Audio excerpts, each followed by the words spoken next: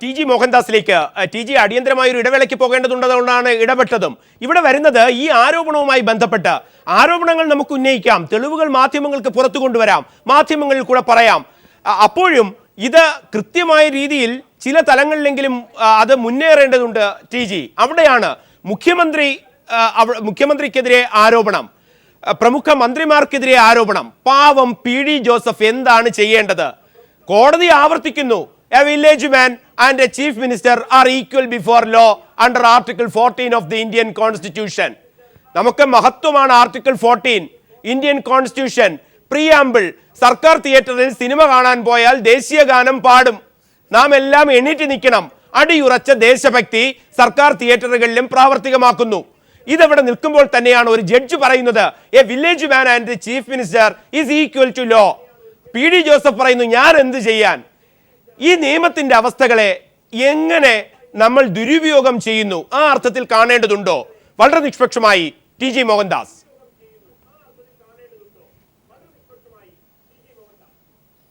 ഞാൻ നോക്കിയിട്ട് ഇതിന് ഉത്തരം പറയേണ്ടത് റിട്ടയർഡ് ജസ്റ്റിസ് കെ എസ് രാധാകൃഷ്ണനാണ്. അദ്ദേഹത്തിൻ്റെ വിധിയാണ്. പിനാക്കി ചന്ദ്രഘോഷും ആ ബെഞ്ചിലുണ്ടായിരുന്നു. വിധി എഴുതിയ ജസ്റ്റിസ് കെ എസ് രാധാകൃഷ്ണനാണ്. ഇതാണ് ഈ കുഴപ്പത്തിനെല്ലാം കാരണം. നമ്പർ 2, എനിക്ക് മനസ്സിലാകുന്നില്ല വിജിലൻസ് ജഡ്ജി എന്തിനാണ് വില്ലേജ് മാനും മുഖ്യമന്ത്രിയും തുല്യമാണെന്നൊക്കെ എഴുതി വയ്ക്കുന്നത്. അവിടെ മുഖ്യമന്ത്രിയുടെ വക്കീലൊന്നുമില്ല. ഈ 156(3) പെറ്റീഷനിൽ വാദിയും വാദിയുടെ വക്കീലും മാത്രമേ ഉള്ളൂ കോടതിയിൽ. അവർ പറയുന്നതിന് പ്രഥമ ദൃഷ്ട്യാ കഴമ്പുണ്ടെങ്കിൽ അത് പോലീസിന് കൊടുക്കുക. 156(3) പെറ്റീഷൻ, നിരവധി പെറ്റീഷൻ കൊടുത്തവനാണ് ഞാൻ. മജിസ്ട്രേറ്റ് അത് എടുത്തിട്ട് നോക്കും, പ്രഥമ ദൃഷ്ട്യാ കേസുണ്ടെങ്കിൽ അതിൻ്റെ സൈഡിൽ ഒന്ന് മാർക്ക് ചെയ്യും, forward to Ernakulam north police station for necessary action. ഒരു സിംഗിൾ ലൈൻ ഓർഡർ പിറ്റേ ദിവസം ടൈപ്പ് ചെയ്ത് നമുക്ക് കിട്ടും. CMP number so and so has been forward to Ernakulam north police station SHO for proceeding according to the law. ഇത്രയേ ഉള്ളൂ. ഇതിനകത്ത് ഈ തുല്യതയും ആർട്ടിക്കിൾ 14 അതും ഇതും അർജുനും ഗാന്ധിയും ഒക്കെ കുത്തിച്ചെലുത്തേണ്ട ഒരു കാര്യവും ഉണ്ടായിരുന്നില്ല. ഒരുപക്ഷെ അതായിരിക്കാം ജസ്റ്റിസ് ഉബൈദ് വളരെ കർക്കശക്കാരുടെ ഒരു ജഡ്ജാണ്, ലോവർ കോർട്ടിൽ നിന്ന് അദ്ദേഹം വന്ന ആളാണ്. അദ്ദേഹത്തെ പറ്റി യാതൊരു തെറ്റായ അഭിപ്രായം ഇന്നുവരെ ഞാൻ കേട്ടിട്ടില്ല കേട്ടോ. പല കാര്യത്തിനും ഹൈക്കോടതിയിൽ കയറി ഇറങ്ങുന്ന മനുഷ്യനാണ് ഞാൻ.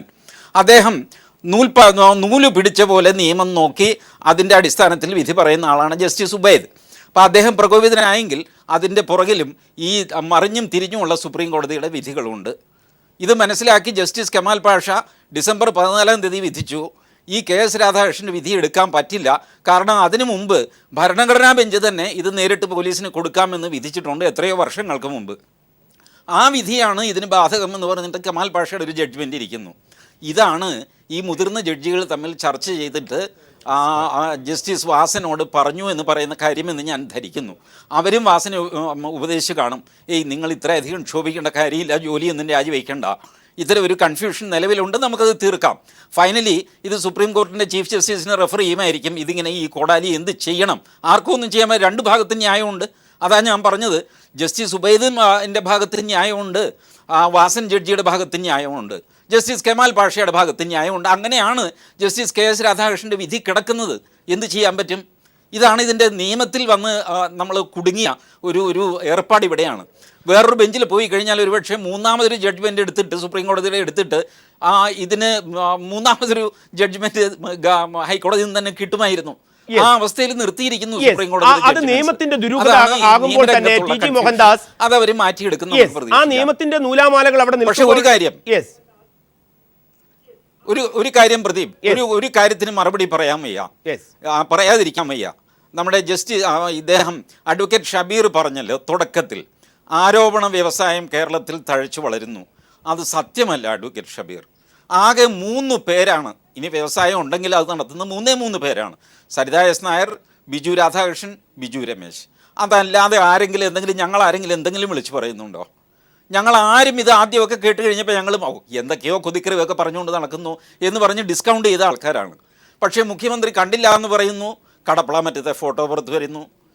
തിരുവഞ്ചൂർ രാധാകൃഷ്ണൻ ആ നടിയുടെ വീട്ടിൽ പോയില്ല എന്ന് പറയുന്നു, അതിൻ്റെ ഫോട്ടോ പുറത്ത് വരുന്നു. ബിജു രാധാകൃഷ്ണനെ അറിയില്ല എന്ന് പറയുന്നു, പിന്നെ ഗസ്റ്റ് ഹൗസിൽ ചർച്ച ചെയ്തു എന്ന് പറയുന്നു. ഇങ്ങനെ പറഞ്ഞത് ഓരോന്നും തിരുത്തി പറയേണ്ട ഗതികേടിലായി. ഇപ്പോൾ തമ്പാനൂർ രവിയും ബെന്നി ബെഹനാനും വരെ പുറത്തു വരുന്നു. പാവം അബ്ദുള്ള കുട്ടിയെ ബലി കൊടുത്തതിൻ്റെ കഥ പുറത്തു വരുന്നു. എങ്ങനെയാണ് ഇത് വിശ്വസിക്കാതിരിക്കുക? ഇത് ആരോപണ വ്യവസായമാണെന്ന് പറഞ്ഞാൽ എങ്ങനെ സാധാരണ മനുഷ്യൻ്റെ ബുദ്ധിക്ക് നിങ്ങൾ പറയുന്ന ഓരോ കാര്യവും നുണയാണെന്ന് തെളിഞ്ഞു വരുന്നു. ആ സ്ത്രീ മാറ്റി മാറ്റി പറഞ്ഞിട്ടുണ്ട്, അതും ഞങ്ങൾ സമ്മതിക്കുന്നു. അവരും മാറ്റി മാറ്റി പറഞ്ഞു. അവരിപ്പോൾ പറയുന്നത് നിങ്ങളെ പ്രൊട്ടക്റ്റ് ചെയ്യാൻ വേണ്ടിയിട്ട് കഴിഞ്ഞ 2 വർഷമായിട്ട് ഞാൻ നുണ പറഞ്ഞുകൊണ്ടിരിക്കുകയായിരുന്നു, ഇപ്പം ഞാൻ സത്യം പറഞ്ഞു തുടങ്ങി. ഇത് സോളാർ കമ്മീഷനിലോ മാധ്യമങ്ങളുടെ മുമ്പിലോ അല്ല പറയുന്നത്. ബെന്നി ബെഹനാനുമായിട്ടുള്ള ചർച്ചയിൽ വരെ സരിത പറയുന്നു, ഇത്രയും കാലം ഞാൻ പിടിച്ചു നിന്നില്ലേ, എനിക്ക് എന്ത് കിട്ടി, ഞാൻ എങ്ങനെ ജീവിക്കും എന്നൊക്കെ ഹൃദയം പൊട്ടി ചോദിക്കുന്നു. ഇത്രയൊക്കെ ആയിക്കഴിഞ്ഞാൽ വിശ്വസിക്കാതിരിക്കാൻ പറ്റുമോ അഡ്വക്കേറ്റ് ഷബീർ? ഞങ്ങളാരും ഇങ്ങനെ അപവാദ പ്രചരണം നടത്തുന്നവരോ അത് ഞങ്ങളുമൊക്കെ പൊതുപ്രവർത്തകരാണ്, സരിതയുമായിട്ട് ബന്ധമില്ലെന്നേ ഉള്ളൂ. ഞങ്ങളുമൊക്കെ ചില്ലറ പൊതുപ്രവർത്തനം നടത്തി ജീവിക്കുന്നവരാണ്. അതുകൊണ്ട് ഞങ്ങളുടെ വിശ്വാസ്യതയെ ചോദ്യം ചെയ്യരുത്, അത് ശരിയല്ല. ടി ജി, ഒരു കാര്യം കൂടി ഒന്ന് ആഡ് ചെയ്യേണ്ടതുള്ളത് കൊണ്ടാണ്. ക്രൊണോളജിക്കൽ ഓർഡറിൽ ഇത്തരത്തിൽ ആരോപണങ്ങൾ പുറത്തു വരുന്നു. വ്യക്തികൾ ആരുമാകട്ടെ, സർക്കംസ്റ്റാൻസസ് വളരെ സിമിലർ ആകുന്നു. അതോടൊപ്പം തന്നെ പറയുന്ന കാര്യങ്ങൾ, അതിൻ്റെ നിഷേധക്കുറിപ്പ് അവിടെ നിൽക്കുമ്പോൾ ആ നിഷേധക്കുറിപ്പിനെ നമ്മൾ ബഹുമാനിക്കാം. പരസ്പര ബഹുമാനം ആവശ്യമുണ്ടല്ലോ. നിഷേധക്കുറിപ്പിനെ ബഹുമാനിച്ചുകൊണ്ട് തന്നെ ടി ജി, ഇത്തരം അവസ്ഥകളിൽ നമ്മുടെ ജനാധിപത്യപരമായ സംവിധാനങ്ങൾ ഏതു തരത്തിലാണ്? നേരത്തെ നിയമത്തിൻ്റെ നമ്മുടെ ദുര്യോഗമൊക്കെ പറഞ്ഞു. അതിനപ്പുറത്തേക്ക് നാം മുന്നോട്ട് പോകേണ്ട, ആർജിക്കേണ്ട ചില, ഞാനത് ഉപയോഗിക്കുന്നത് കൾച്ചറിൻ ലോ എന്ന പദം ഞാനൊന്ന് ഉപയോഗിക്കട്ടെ. അതായത് നിയമത്തിലെ സാംസ്കാരികത. ഒന്ന് അഡിഷൻ ഞാൻ ഇടുകയാണ് താങ്കളെ പോലെ ബൗദ്ധികമായി ചിന്തിക്കുന്ന ഒരു വ്യക്തിയുടെ മുന്നിൽ. ഏതു തരത്തിൽ ഇത്തരം അവസ്ഥകളെ നാം മുന്നോട്ട് കൊണ്ടുപോകണം ടി ജി? ഇല്ല, ഈ ലോയിലെ കൾച്ചറിനൊന്നും സംഭവിച്ചിട്ടില്ല. അത് ഇതുപോലത്തെ ഒരു ഓവർ സ്റ്റെപ്പിംഗ് അല്ലെങ്കിൽ ഓവർ കിൽ ഇതിനു മുമ്പൊക്കെ കോടതികളിൽ സംഭവിക്കാറുണ്ട്, ക്ഷോഭിക്കാറുണ്ട്. വി ആർ കൃഷ്ണയ്യരുള്ളപ്പോൾ അദ്ദേഹം പറഞ്ഞിരുന്നു, ഈ കോടതി പൊതുജനം വന്നിട്ട് ഈ കോടതി പൊളിച്ചു കളയും കേട്ടോ എന്നൊക്കെ അദ്ദേഹം പറഞ്ഞിട്ടുണ്ട്. അതിൻ്റെ പേരിൽ അദ്ദേഹത്തിൻ്റെ പേരിൽ കണ്ടംപ്റ്റ് കേസ് വന്നിട്ടുണ്ട്. നമ്മുടെ എറണാകുളത്തെ അഡ്വക്കേറ്റ് വിൻസെൻ്റ് പാനിക്കുളങ്ങരയാണ് വി ആർ കൃഷ്ണയ്യർക്കെതിരെ കണ്ടംപ്റ്റ് മൂവ് ചെയ്തത്. ഇതൊക്കെ കോടതിയിൽ സംഭവിച്ചിട്ടുണ്ട്. അതുകൊണ്ട് ആ ഭാഗത്ത് എനിക്ക് പരിഭ്രമമൊന്നുമില്ല. പക്ഷേ ഈ ഭാഗത്തുണ്ടല്ലോ, കോൺഗ്രസ് ഒരു ജനാധിപത്യ പാർട്ടിയാണ് എന്നൊക്കെ പറഞ്ഞുകൊണ്ട് നടക്കുന്നത്, പ്രദീപിനെ പോലെയുള്ള ആങ്കർമാർ പോലും സമ്മതിക്കുന്നത് അത് ശരിയല്ല. അവർ ജനാധിപത്യം ഉപേക്ഷിച്ചിട്ട് കാലം എത്രയായി? അരിയനല്ലൂർ തീവണ്ടി അപകടത്തിൻ്റെ ധാർമ്മിക ഉത്തരവാദിത്വം ഏറ്റെടുത്ത് ലാൽ ബഹദൂർ ശാസ്ത്രി രാജിവെച്ചു. അതേസമയം ഇന്ത്യ ചൈന യുദ്ധം നടന്നു കഴിഞ്ഞപ്പോൾ യുദ്ധത്തിൽ നമ്മൾ തോറ്റപ്പോൾ ധാർമ്മിക ഉത്തരവാദിത്വം ജവഹർലാൽ നെഹ്റു എടുത്തില്ല, പകരം വി കെ കൃഷ്ണമേനോനെ പുറത്താക്കി. നെഹ്റു കുടുംബം ഒരിക്കലും ധാർമ്മിക ഉത്തരവാദിത്വം ഏറ്റെടുത്തിട്ടില്ല. വേറൊരു കള്ളത്തരം ശ്രദ്ധിച്ചിട്ടുണ്ടോ? 350 പേര് പെരുവൺ ദുരന്തത്തിൽ മരിച്ചു. അന്ന് റെയിൽവേ മന്ത്രി മാധവറാവു സിന്ധ്യയാണ്. അദ്ദേഹം രാജിവെച്ചില്ല. കുറച്ചു കാലം കഴിഞ്ഞ് അദ്ദേഹം സിവിൽ ഏവിയേഷൻ മന്ത്രിയായി. റഷ്യയിൽ നിന്ന് വാടകയ്ക്ക് എയർ ഇന്ത്യ കൊണ്ടുവന്ന ഒരു പ്ലെയിൻ കത്തിപ്പോയി. 123 പേരെ ഉണ്ടായിരുന്നു. എല്ലാവരും അത്ഭുതകരമായിട്ട് രക്ഷപ്പെട്ടു. റൺവേയിൽ വെച്ചാണ് കത്തിയത്. അതിൻ്റെ ഉത്തരവാദിത്തം ഏറ്റെടുത്ത് ആ മനുഷ്യൻ രാജിവെച്ചു. 350 പേര് മരിച്ചപ്പോൾ രാജിവെക്കാത്ത ആൾ 123 പേര് രക്ഷപ്പെട്ടപ്പോൾ രാജി കൊടുത്തു. ഇതൊക്കെയാണ് കോൺഗ്രസിൻ്റെ ധാർമ്മികത. ഞാൻ നേരത്തെ പറയാം, അതൊക്കെ എടുത്ത് പുറത്തിട്ട് കഴിഞ്ഞാലുണ്ടല്ലോ വലിയ നാണക്കേടാണ്. AK ആൻ്റണി വലിയ ധാർമ്മികനാണല്ലോ, ഞാൻ പോലും സർട്ടിഫിക്കറ്റ് കൊടുത്ത ആളാണല്ലോ. പക്ഷെ ഒന്ന് തിരിഞ്ഞു നോക്കിയേ, പഞ്ചസാര കുംഭകോണം എന്ന് പറഞ്ഞിട്ട് അവിടെ ഡൽഹിയിൽ രാജിവെച്ചു. കുംഭകോണം എന്നുള്ള വാക്ക് കേട്ടപ്പോൾ തന്നെ രാജിവെച്ചു. ഓടി ഇവിടെ വന്നു, എന്നിട്ട് കരുണാകരനെ മാറ്റിയിട്ട് ഇവിടെ മുഖ്യമന്ത്രിയായി. എന്ത് ധാർമ്മികതയാണ് കോൺഗ്രസിൽ? വാസ്തവം പറഞ്ഞാൽ 418 ബാറുകൾ അടച്ചിട്ടും മഹാത്മാഗാന്ധി ആയി കളയാം എന്നുള്ള VM സുധീരൻ്റെ അതിമോഹത്തിൽ നിന്നാണ് ഈ പ്രശ്നമെല്ലാം തുടങ്ങുന്നത്. ആ ബാറിൻ്റെ കാശ് വാങ്ങിച്ചിട്ട് അതിൽ സരിതയ്ക്ക് കൊടുക്കാനുള്ളത് കൊടുത്ത് ബാക്കിയെടുത്ത് പോക്കറ്റിലിട്ടിരുന്നെങ്കിൽ സന്തോഷമായിട്ട് കോൺഗ്രസിന് ജീവിച്ചു പോകാമായിരുന്നു. പക്ഷേ VM സുധീരന് അറിഞ്ഞുകൂടാഞ്ഞിട്ടൊന്നുമല്ല, ആ ഡിസൈൻ ഒന്ന് തെറ്റിപ്പോയി. അവിടെ ഉമ്മൻചാണ്ടി കയറിയിട്ട് ഒരു പിടുത്തം പിടിച്ചിട്ട് അടുത്ത 312 കൂടെ അങ്ങ് പൂട്ടിച്ചു. അതോടെ ബാറുകാർ പിണങ്ങി. അതിൻ്റെ സീക്വൻസ് ഓർക്കണം, ബാറിന് മുമ്പാണ് സോളാർ വരുന്നത്, ബാറിന് ശേഷമല്ല. അപ്പോൾ സോളാറിൽ കൊടുക്കാനുള്ള കാശ് ബാറിൽ നിന്ന് എടുത്തിട്ട് കൊടുത്താൽ കാര്യമങ്ങ് തീരുമെന്ന് എല്ലാവരും വിചാരിച്ചു. അത് നടന്നില്ല, അത് കൊളാപ്സായി. ഇപ്പോൾ അവർക്ക് തമ്മിൽ ട്രസ്റ്റ് എന്ന് പറഞ്ഞൊരു സാധനം നഷ്ടപ്പെട്ടു. പിന്നെ മുകളിൽ വാസനിക്കുന്ന ആൾക്കാരുണ്ടല്ലോ ഡൽഹിയിലൊക്കെ, അവരാണെങ്കിൽ ഇതിലും വലിയ ചെളിയിലാണ് അവർ നിൽക്കുന്നത്. അവരെങ്ങനെ സഹായിക്കാനോ ഇവരെ? ചുരുക്കി പറഞ്ഞാൽ എല്ലാം കൂടെ കുഴപ്പത്തിലായി. ഇനിയിപ്പോൾ ആകെ ചെയ്യാവുന്നത്, മനുഷ്യജന്മങ്ങളാണെങ്കിൽ ചെയ്യാവുന്നത് രാജിവെച്ച് പോവുക എന്നുള്ളതാണ്. അത് ചെയ്യാനും അവർക്ക് വയ്യ. ഈ കത്തുന്ന പെരയ്ക്ക് ഊരുന്ന കഴുക്കോൽ എന്ന് പറയുമല്ലോ, പെര ഏതായാലും കത്തി കിട്ടുന്ന കഴുക്കോൽ ഊരിയെടുക്കുകയാണ്. ഇനിയിപ്പോൾ ഒരു 3 മാസം ഈ കഴുക്കോൽ ഊരുന്ന പ്രക്രിയയായിരിക്കും നടക്കുന്നത്. ഇതൊക്കെ കണ്ടുകൊണ്ടിരിക്കുകയല്ലാതെ കേരള ജനതയ്ക്ക് നിവൃത്തിയില്ല. എന്ത് ചെയ്യും? പെട്ടുപോയില്ലേ? യെസ്, ആ പെട്ടുപോകുന്ന അവസ്ഥയിലേക്ക് SR ശക്തിധരൻ കൂടി ചേരുന്നു. അദ്ദേഹത്തിലേക്ക് പോകുന്നതിന് മുമ്പ് ഫക്രുദ്ദീൻ അലിയിലേക്ക്, പെട്ടുപോകുന്ന അവസ്ഥയിലേക്ക് നാം ഈ കാര്യം പരിശോധിക്കേണ്ടതുണ്ട്. എൻ്റെ ഒരു സംശയമാണ്. കാരണം ഇത്തരം ആരോപണങ്ങളൊക്കെ ഉയരുന്നു. നിരന്തരം ഉയരുന്നു. പക്ഷേ അതവിടെ കൊണ്ടുവരണമെങ്കിൽ ഈ നിയമസംഹിതകൾ നമ്മുടെ കൃത്യമായി അത് പാലിക്കേണ്ടതുണ്ട്. നേരത്തെ പറഞ്ഞ 3 വ്യക്തികൾ, അത് PD ജോസഫ്, SS വാസൻ, ഉബൈദ്, ഇതൊക്കെ വരുമ്പോൾ ഉണ്ടാകുന്ന ആരോപണങ്ങൾ ഈ 3 വ്യക്തികളെ കേന്ദ്രീകരിച്ച് നാം ചെറിയൊരു ചർച്ചയ്ക്ക് പ്രാധാന്യമുണ്ട്. കാരണം തെളിവുകൾ കൊണ്ടുവരണം, അല്ലെങ്കിൽ അതിനുണ്ടാക്കേണ്ട സാഹചര്യം ഉണ്ടാകണം. ജുഡീഷ്യറിയാണ് ഉണ്ടാക്കുന്നത്. ജുഡീഷ്യറി ആണെങ്കിൽ ഇൻഡിപെൻഡൻസ് എന്ന് അല്ലെങ്കിൽ ഇൻഡിപെൻഡന്റ് എന്ന് നാം വിവക്ഷിക്കുകയും ചെയ്യുന്നു. ഈ സന്ദർഭങ്ങളിൽ ഇതൊക്കെ സംഭവിച്ചിട്ടുണ്ടോ ഈ കേരളത്തിൽ? ഇവിടെ ഈ 2 ജഡ്ജിമാരുടെ കാര്യം, വിജിലൻസ് കോടതി ജഡ്ജാണോ ഹൈക്കോടതി ജഡ്ജി ഉബൈദാണെങ്കിലും എനിക്ക് തോന്നുന്നു 2 പേരും കുറച്ചൊരു തിടുക്കം കാണിച്ചോ അതിന് വിട്ടുപോയെന്ന് തോന്നിയിട്ടുണ്ട്. കാരണം വിജിലൻസ് കോടതി ജഡ്ജി കുറച്ചും കൂടി അവധാനതയോടുകൂടി അദ്ദേഹത്തിന് കാര്യങ്ങൾ കൈകാര്യം ചെയ്യാമായിരുന്നു. അങ്ങനെയാണ് ഈ ഒരു രീതിയിൽ തിരിച്ചടി ഉണ്ടാവില്ല. അത് ആ വിധി വന്ന സമയത്ത് തന്നെ നമ്മൾ കണ്ടിട്ടുണ്ട്. അസാധാരണമായ സാഹചര്യങ്ങൾ സെൻസിറ്റീവ് ഒക്കെ ആവണം, പക്ഷേ അത് നമുക്ക് തന്നെ പാരയാവാൻ പാടില്ല. കാരണം ഈ ടെലിവിഷൻ ചർച്ച ഞാൻ വേറെ രീതിയിലൊക്കെ പ്രതികരിക്കാൻ ആഗ്രഹിക്കുന്നുണ്ട്. ചിലപ്പോൾ ഞാനൊന്ന് എൻ്റെ സ്ഥിര സ്റ്റൈലിൽ കൈയൊക്കെ ഉയർത്തി, പക്ഷെ അതല്ലല്ലോ, ഇതിനൊരു നിയമക്രമമൊക്കെ ഉണ്ട്, കൃത്യമായി എഴുതി വെച്ചിട്ടില്ല. അത് പാലിക്കാൻ, അത് നിലനിൽക്കുന്ന കാര്യത്തോളം നമ്മൾ ബാധ്യസ്ഥരാണ്. നമ്മളെ വിക്ടോറിയനിലൊക്കെ അതിൻ്റെതായ പ്രശ്നങ്ങളുണ്ട്, അതൊക്കെ ഇനി മോഡേണൈസ് ചെയ്യണം. അപ്പോൾ അതിനുള്ളിൽ നിന്ന് വേണം ചെയ്യാൻ. 2 ഉബൈദിൻ്റെ കാര്യത്തിലാണെങ്കിൽ മുമ്പ് ബാസുരേന്ദ്ര ബാബു സാർ വന്ന കാര്യമുണ്ട്. ഞാൻ ന്യായാധിപന്മാരുടെ ആരുടെ ഇൻറ്റഗ്രിറ്റി എനിക്കൊരു സംശയമില്ല, ചോദ്യം ചെയ്യുന്നില്ല. പക്ഷേ ബാസുരേന്ദ്ര ബാബു സാർ ചൂണ്ടിക്കാണിച്ച ചില കാര്യം, അടുത്ത കാലഘട്ടത്തിൽ അദ്ദേഹം ഇപ്പം വിമൻ ഫ്രണ്ട്ലി ആയിട്ടുള്ള കാലഘട്ടമാണ്. ഇപ്പം നമ്മുടെ നിയമസഭയിൽ വനിതാ MLA-മാർ അപമാനിക്കപ്പെട്ട ഒരു കേസൊക്കെ വന്ന സമയത്ത് അദ്ദേഹം എടുത്ത നിലപാടുകളിൽ ഈ നിലപാടെല്ലാം കൂടി കൂട്ടി വായിക്കുമ്പോൾ ഇത്തരം വിഷയങ്ങൾ എത്രത്തോളം അദ്ദേഹം സെൻസിറ്റീവ് ആണെന്നുള്ള സംശയം ഇടതുപക്ഷക്കാരെ എസ്പെഷ്യലി CPM-മാരൊക്കെ ഉന്നയിക്കുന്നുണ്ട്. ആ കാര്യം കൂടി നമ്മൾ പരിഗണിക്കണം. ഇപ്പം വാസവനായാലും ജസ്റ്റിസ് ഉബൈദ് ആണെങ്കിലും ഇവരെല്ലാം തന്നെ നമ്മുടെ മനസ്സിൽ ചെറിയ സംശയങ്ങൾ പോലും ഉണ്ടാക്കാൻ പാടില്ല. ഇവരൊക്കെ തന്നെ സംശയിക്കണം എന്നല്ല ഞാൻ പറഞ്ഞത്, കുറച്ചുകൂടി അവധാനതയോട് കൂടി വേണം കാര്യങ്ങൾ കാണേണ്ടത് എന്നുള്ളത്. പിന്നെ രണ്ടാമത്തെ കാര്യം ഇവിടെ മോഹൻദാസ് പറഞ്ഞത് കോൺഗ്രസ് ജനാധിപത്യ പാർട്ടി എന്ന് തന്നെയാണ് ഞാൻ വിശ്വസിക്കുന്നത്. ഇപ്പം പക്ഷേ ഒരു പ്രശ്നമുണ്ട്, പെർഫെക്റ്റ് ഡെമോക്രസി അല്ലെങ്കിൽ US-ലൊക്കെ ഉള്ള പോലെ ഒരു പക്വമായ ഡെമോക്രസി നമുക്ക് എവിടെയും ഈ പറയുന്ന 3-ാം ലോക രാജ്യങ്ങൾ കാണാൻ പറ്റില്ല. 3-ാം ലോക രാജ്യങ്ങൾ ഇന്തോനേഷ്യയാണ്, ഇന്ത്യയാണ്, ശ്രീലങ്കയാണ്, കുറേ ഡൈനാസ്റ്റീസ് കാണാം. എല്ലാ രാഷ്ട്രീയ പാർട്ടിയും ഒന്നല്ലെങ്കിൽ മറ്റൊരു രീതിയിൽ ഏതെങ്കിലും അധികാര കേന്ദ്രങ്ങളുമായി ബന്ധപ്പെട്ട് നിൽക്കുന്നുണ്ട്. എങ്കിൽ പോലും ഇന്ത്യയിലുള്ള രാഷ്ട്രീയ പാർട്ടികൾ ഏറ്റവും പുരാതനമായ പാർട്ടി എന്ന രീതിയിൽ വലിയൊരു അളവ് വരെ ജനാധിപത്യം നിലനിൽക്കുന്ന പാർട്ടി തന്നെയാണ് കോൺഗ്രസ്. എന്നാൽ ഇനി മുന്നോട്ട് പോകേണ്ടതായിട്ടുണ്ട്. അഡ്വക്കേറ്റ് JR പത്മകുമാർ, ആ ജനാധിപത്യത്തെയും നിയമത്തെയും ഞാനിത് ചോദിക്കാൻ കാരണം എന്ന് പറഞ്ഞാൽ ആരോപണങ്ങൾ ഉയരുന്നത് നിസ്സാരക്കാർക്ക് നേരെയല്ല. അത് ആരോ ഉന്നയിക്കട്ടെ, കോടികളുടെ ആരോപണങ്ങൾ വരുന്നു, മുഖ്യമന്ത്രിയുടെ നേരെ വരുന്നു. ഇപ്പോൾ BRM ഷഫീർ പറയുന്നു ഇതെല്ലാം കള്ളമാണ്. കോൺഗ്രസ്സുകാർ, ഞാൻ ടോം വടക്കനെ വിളിച്ചിരുന്നു ഈ ചർച്ചയ്ക്കും, അദ്ദേഹം 1 മണിക്കൂർ പങ്കെടുക്കാമെന്ന് പറഞ്ഞു. അതിനുശേഷം തിരിച്ചു വിളിച്ചു പറഞ്ഞു എനിക്ക് അടിയന്തരമായ ചില സാഹചര്യങ്ങളുണ്ട്, അത് പല മീറ്റിംഗ്സ് ഉണ്ട്. ടോം വടക്കൻ പറയുകയാണ്. അപ്പോഴും ഞാൻ അദ്ദേഹത്തിൻ്റെ അടുത്ത് പേഴ്സണലായി ചോദിച്ചു എന്താണ് ഇതിനെക്കുറിച്ചുള്ള താങ്കളുടെ അഭിപ്രായം. പറയുകയാണ്, Pradeep, utter nuisance allegations in Kerala. What is going on Kerala? Were is the opposition in Kerala? എന്തിനാണ് ഇത്തരം ആരോപണങ്ങൾക്ക് പിന്നാലെ പ്രതിപക്ഷം? ഞാൻ BJP എടുത്ത് ചോദിച്ചു, BJP അടക്കം ലെഫ്റ്റ് അടക്കമുള്ള പോകുന്നത്. ഇതൊന്നും ഒരു ന്യായീകരണവുമില്ല. ഷഫീർ പറയുന്നത് തന്നെയാണ് ടോം വടക്കൻ പറയുന്നത്, വക്താവ് പറയുന്നത്. ആ വക്താവ് പറയുന്നത് തന്നെയാണ് സോണിയാഗാന്ധി പറയുന്നത്. ഇതൊക്കെ തെളിയിക്കണമെങ്കിൽ നിയമ സംവിധാനങ്ങളുടെ, നേരത്തെ ഫക്രുദ്ദീൻ അലി ചൂണ്ടിക്കാണിച്ചതുപോലെ, അതോടൊപ്പം തന്നെ TG മോഹൻദാസ് അദ്ദേഹം പറഞ്ഞതനുസരിച്ച് ഇതിനൊക്കെ ഒരു സുതാര്യത വേണം.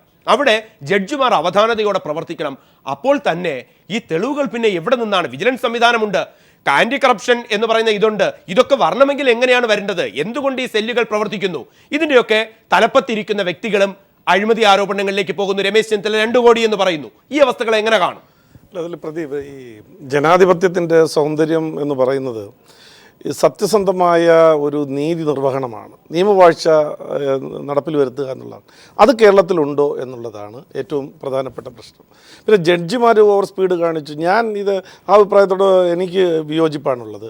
ഈ വാസൻ ജഡ്ജി തിരുവനന്തപുരത്ത് സബ് ജഡ്ജായിട്ട് ഇരുന്നിട്ടുണ്ട്, മജിസ്ട്രേറ്റ് കോടതിയിൽ ഇരുന്നിട്ടുണ്ട്. ഈ തിരുവനന്തപുരത്ത് സബ് ജഡ്ജായിട്ട് ഇരിക്കുമ്പോഴാണ് അദ്ദേഹം പത്മനാഭസ്വാമി ക്ഷേത്രത്തിൻ്റെ കേസിൻ്റെ തുടക്കം വാസൻ തിരുവനന്തപുരത്ത് സബ് ജഡ്ജായിട്ടിരിക്കുമ്പോൾ വാസൻ ജഡ്ജി ഇരിക്കുമ്പോഴാണ് ഉണ്ടായിട്ടുള്ളത്.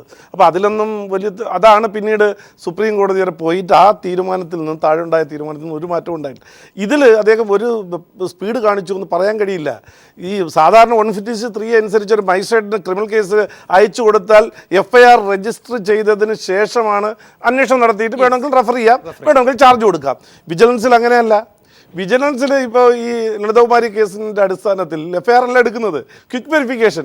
ഈ കേസിൽ ബാബുവിനെതിരായിട്ട് ക്വിക്ക് വെരിഫിക്കേഷൻ നടത്താൻ അദ്ദേഹം ഓർഡർ ഇട്ടു. അതൊരു സ്വാഭാവിക നടപടിയാണ്. ആ വിജിലൻസ് ജഡ്ജിയുടെ അടുത്തൊരു കംപ്ലയിൻറ്റ്, പ്രൈവറ്റ് കംപ്ലയിൻറ്റ് ചെന്നാൽ അതനുസരിച്ച് ക്വിക്ക് വെരിഫിക്കേഷൻ സമയം കൊടുത്തു, 1 മാസം കൊടുത്തു. സമയം അവർ ചെയ്തില്ല, രണ്ടാമത് കൊടുത്തു, ചെയ്തില്ല, വീണ്ടും ചെന്ന് 10 ദിവസം ചോദിച്ചു.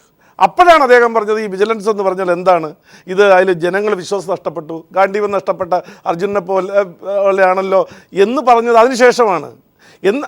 അതൊന്നും കാണാതെ ഇയാൾ പെട്ടെന്ന് ഈ ജഡ്ജി ഇങ്ങനെ പറഞ്ഞു എന്ന് പറയുന്നത് ശരിയല്ല. 2 മാസം കിട്ടി, ക്വിക്ക് വെരിഫിക്കേഷൻ വീണ്ടും സമയം ചോദിച്ചപ്പോൾ നിങ്ങൾ ആരെ സംരക്ഷിക്കാനാണെന്ന് പറഞ്ഞുകൊണ്ടാണ് അദ്ദേഹം FIR രജിസ്റ്റർ ചെയ്യാനായിട്ട് ഓർഡർ ഇട്ട് ഈ സമയം കൊടുത്തില്ല. അത് ഹൈക്കോടതി ചെന്നപ്പോഴും എന്താ പറ്റിയത്, 10 ദിവസത്തേക്ക് ഇദ്ദേഹം FIR രജിസ്റ്റർ ചെയ്യാൻ പറഞ്ഞത് ആവശ്യം. എന്നിട്ട് ഹൈക്കോടതിയിൽ ഇവർ ആവശ്യപ്പെട്ടത് എന്താ, ഞങ്ങൾ 10 ദിവസം ക്വിക്ക് വെരിഫിക്കേഷന് വേണ്ടി സമയം ചോദിച്ചപ്പോൾ തന്നില്ല, അല്ലാതെ ഏകപക്ഷീയമായി ചെയ്തു എന്ന് പറഞ്ഞപ്പോൾ കോടതി പറഞ്ഞത് ഈ 2 മാസത്തേക്ക് ഇത് സസ്പെൻഡ് ചെയ്ത് വയ്ക്കുക, മരവിപ്പിച്ച് വയ്ക്കുക, ക്വിക്ക് വെരിഫിക്കേഷൻ 10 ദിവസത്തിനകത്ത് നടത്തുക. ഇപ്പൊ അന്വേഷണം നടക്കുകയാണ്. യെസ്, അത് ആഡ് ചെയ്യേണ്ടതുണ്ട്. കാരണം നമ്മുടെ ഈ ചർച്ചയിൽ എപ്പോഴും സരിതയുടെയും അല്ലെങ്കിൽ ബിജു രാധാകൃഷ്ണന്റെയും ആരോപണങ്ങൾ ഉണ്ടാകുമ്പോൾ കോടതിയെ കൂട്ടുപിടിക്കുന്നു. അപ്പോൾ കോടതിയും നാം അതിന്റെ വസ്തുനിഷ്ഠമായി പരിശോധിക്കേണ്ടതുണ്ട്. കോടതി പറഞ്ഞതിനെ വളച്ചുകെട്ടുന്ന അവസ്ഥ. നേരത്തെ ഷഫീറിനെ ഞാൻ കുറ്റപ്പെടുത്തുന്നില്ല, മദ്യനയത്തെക്കുറിച്ച് പറഞ്ഞതുപോലെ അവർക്ക് അവരുടേതായ പോളിസി ഉണ്ടാകും. ഈ കേസിൽ തന്നെ ഉമ്മൻചാണ്ടിക്കെതിരെയും മന്ത്രി ആര്യാടൻ മുഹമ്മദിനെതിരെയും അല്ലേ ആ രീതിക്ക് അവർക്കെതിരെ FIR ഇടണമെന്ന് പറയുമ്പോൾ അവിടെ ഒരു പരാതി കിട്ടുന്നു. FIR രജിസ്റ്റർ ചെയ്യാൻ വിജിലൻസിലേക്ക് അയക്കുമ്പോൾ അതിൻ്റെ പ്രാഥമികമായ കാര്യങ്ങൾ കണ്ടെത്തേണ്ടത് വിജിലൻസിൻ്റെ ഡ്യൂട്ടിയാണ്.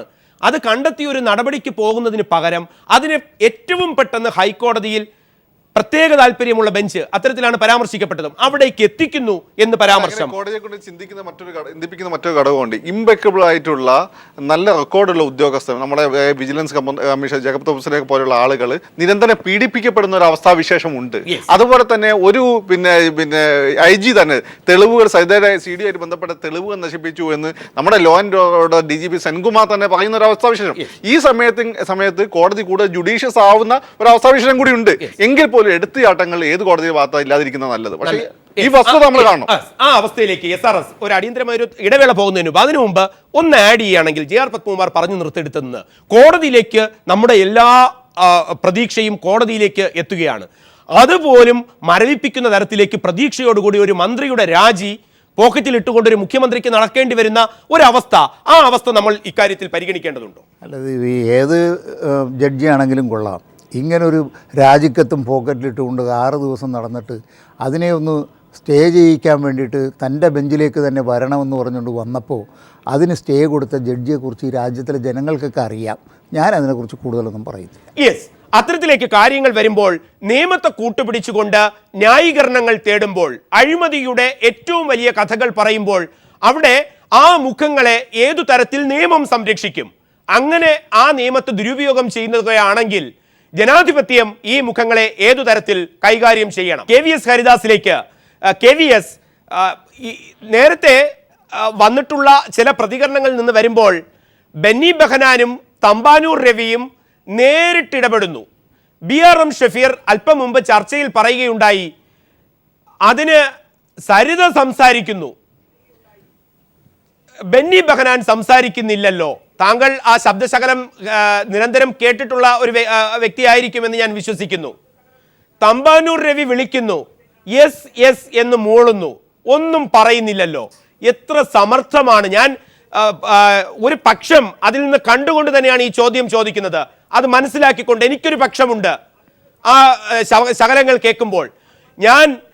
എനിക്ക് 1 കോടി രൂപ തരാമെന്ന്, ഞാൻ 1 കോടി ആലങ്കാരികമായി പറയുകയാണ്, ഞാൻ ശരി 100 രൂപയാക്കാം.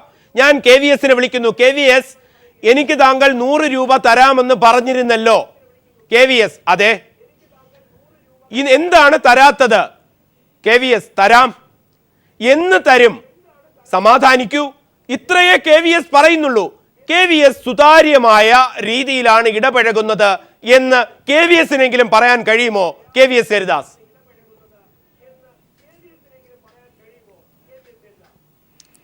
അല്ല പ്രദീപ്, ഇതിൻ്റെ അകത്ത് എനിക്ക് തോന്നുന്നു ഇനിയും കുറച്ചുകൂടി പുറത്തു വരാനുണ്ട് സേതയുടെ ഭാഗത്ത് നിന്ന്.